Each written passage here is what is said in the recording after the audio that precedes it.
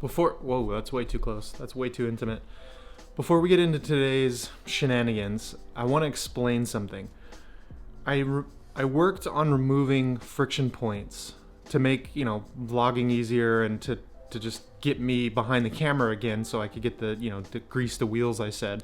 I talked about this a little bit in the podcast, but I removed so many friction points. I didn't really color edit the last two vlogs. I went back and rewatched them and they just look, they're not bad, but they're not great either. So I'm gonna actually spend the time to color the vlog and, make it look nice.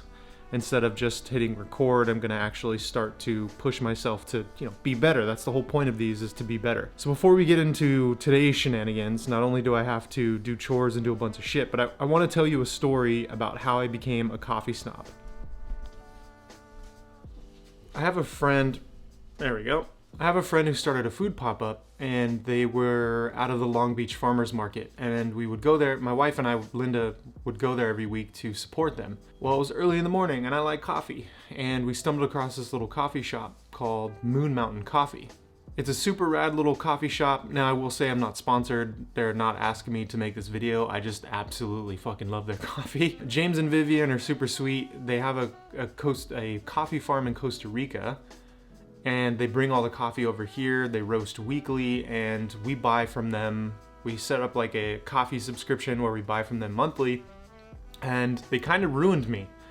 Their coffee is that good that all other coffee is just really shitty. I drink my coffee black, so you do actually start to notice how bad coffee is. For example, Starbucks coffee is shit. It's burnt, it tastes like crap. It's just horrible. So when you drink coffee black, you start to really notice how good coffee affects the flavor. So this kind of starts me into getting to be a coffee snob. It's not just because I think their coffee is superior to all the other coffees. It is. I started to get into how coffee was made. So before, it didn't matter how it was made, I just wanted a cup of coffee.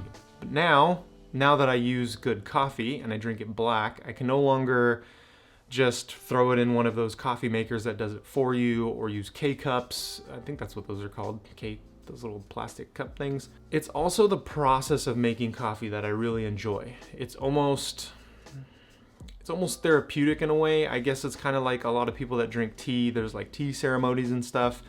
No, I'm not comparing coffee to tea. I'm just saying it's very therapeutic. There's something, I don't know what the word is, but the process of like grinding the beans and like smelling the beans before you grind them, and then, pouring the coffee over and letting it drip. I do drip coffee, which we'll get into in a little bit, because I'm about to make coffee and I need some coffee today. Got a lot of stuff to do, and coffee's gonna be the one thing that helps me get through it. When you start to make your own coffee, you start to realize how important it is to get expensive things. Let me show you.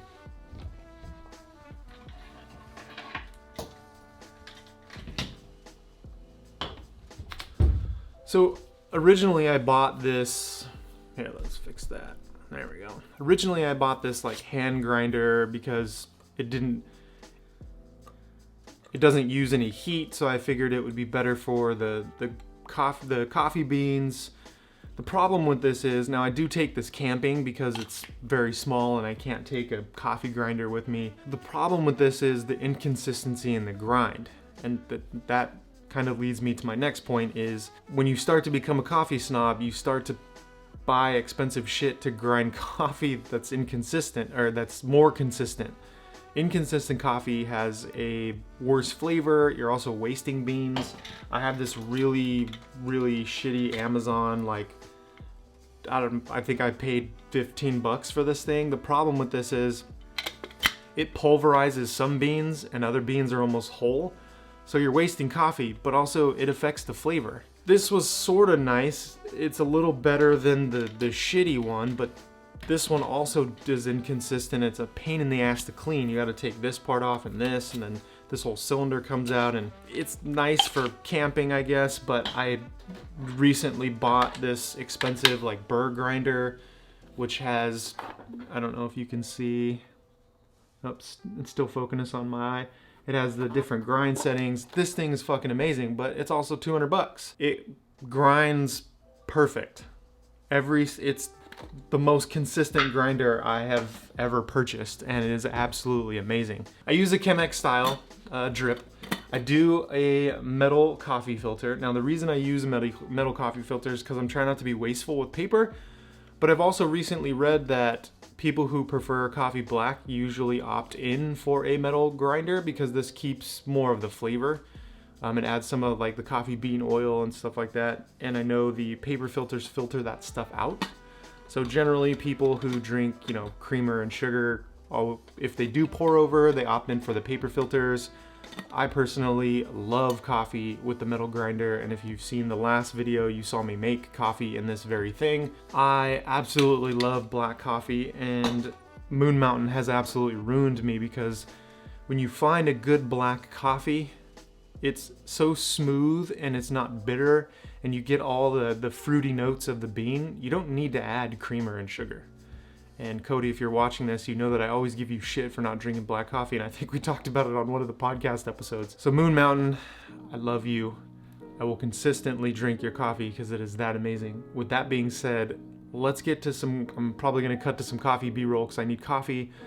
I need to do chores and grocery shop and do a bunch of stuff, and then we'll get into the actual fun part of today. Well, making coffee for me is fun, but let's go.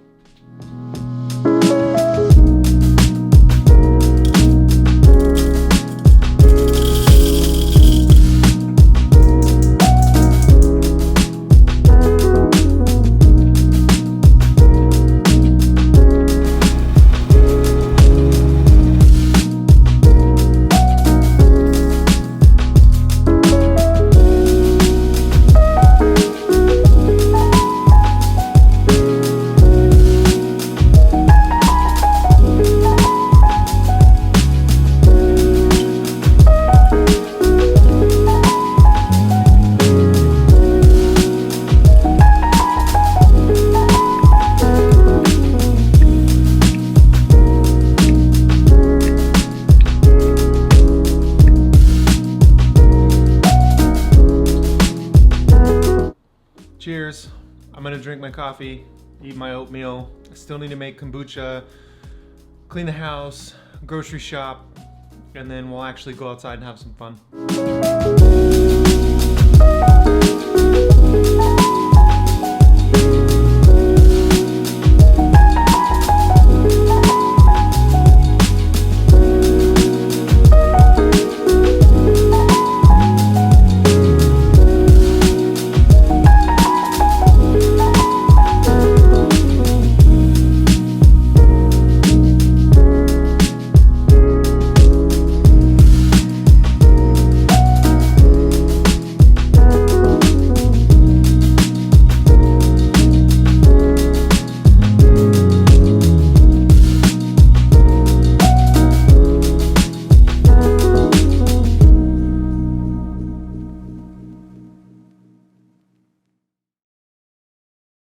This is technically day 2 of the vlog because last time I saw you guys, I came home from grocery shopping and had very little time before sunset to go out and shoot and finish that vlog. Well, I realized I had to edit the podcast still. So I stayed home all night and edited the podcast, and now I'm gonna shoot another episode of the podcast with Cody now. Back up the footage, start to edit a little bit. Thankfully it's early enough today where I can actually go out and shoot and finish this vlog because I have this fun little idea. So I'm gonna get to recording the vlog. I still need a couple things to set up, and then I will see you guys in a little bit. Podcast episode is finished. Did some editing. In lieu of the podcast, Cody and I talked a little bit about, like, I do this for sure where I bring like absolutely more gear than is needed. So I basically took almost everything out of this pack. So I'm only bringing one tripod. I usually bring 2. I'm bringing the A7S III, of course, so I can record. I'm bringing my photo camera. I'm bringing the 85 lens for... I'm bringing the 85 lens for B-roll. That scared the shit out of me. And that's pretty much it. So this will be kind of exciting, but it's also going to be hard for me mentally because I'm going through this, like, I need to bring literally everything I own, but I'm trying to get used to bringing the bare minimum gear needed to get the job done. Oh, this is always too intimate here. So this isn't gonna work out like I thought it would. So my goal coming here was to find a new spot somewhat locally so I could shoot sunrise and sunset. And while this place looks fucking beautiful, I mean, you've got some really nice hills up here and all this good stuff, but it closes, it's open between 8 a.m. and 5 p.m. Well, that's problematic because the sun sets at 5:56, and I didn't expect to get, it's clear skies. I didn't expect to get, you know, beautiful time lapse today. I'm just place scouting, if that makes any scouting. Why'd I gotta say that weird? Place scouting to try to find a new place to shoot, but this isn't gonna work out because of the time. I had high hopes for this place because it really looks fucking amazing, and the ocean is like on the other side of this mountain. So there was gonna be some potential nice shoots here, but I can't shoot sunrise or sunset, which is a bummer. So I'm actually gonna conclude this week's vlog here, only because this was the highlight of the shoot, was me going out and trying to find a new place to shoot. I wanna get back into time lapses, I wanna find some new places to push myself, but for the time being, I think it's back to the drawing board. So thank you guys for stopping by, and I will see your pretty faces in the next video.